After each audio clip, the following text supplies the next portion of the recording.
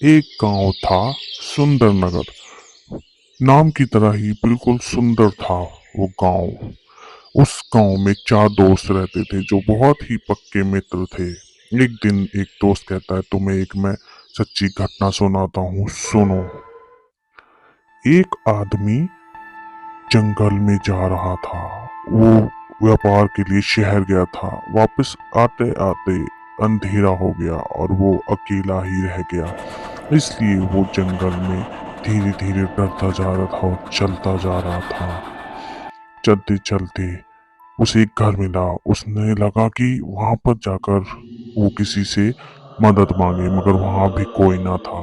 तो वो वहां से भी आगे चलता गया और फिर एक ऐसी जगह पहुंचा जहां बहुत ही घना जंगल था और वो अपने आप से बात कर रहा था। अरे, ये क्या हुआ? मैं कहाँ पहुंच गया?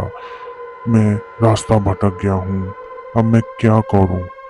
इतने में एक लोमड़ी नजर आती है और वो डर जाता है और फिर लोमड़ी को वो भगाने की कोशिश करता है, मगर खुद भी बहुत डरा हुआ होता है। और इस तरह वो चल पड़ता है आगे, रास्ता ढूंढते हुए।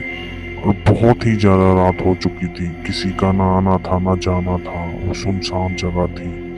वो पहुंचते पहुंचते उसे एक घर और मिला और वो खुश हो गया।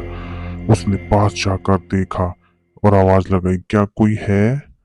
अरे, कोई है, मेरी मदद करो। इतने में उसे एक आदमी नजर आया। तो पहले वो डरा और फिर आगे बढ़कर उसने उससे पूछा कि भाई साहब, मैं रास्ता भटक गया हूँ, क्या आप मुझे एक दिन के लिए अपने घर में शरण देंगे?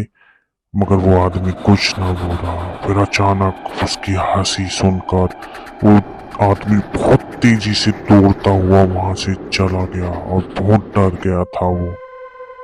तो कैसी लगी तुम्हें कहानी? ये बिल्कुल सच्ची घटना है। वो आदमी आज भी जंगल में अकेले जाने से डरता है।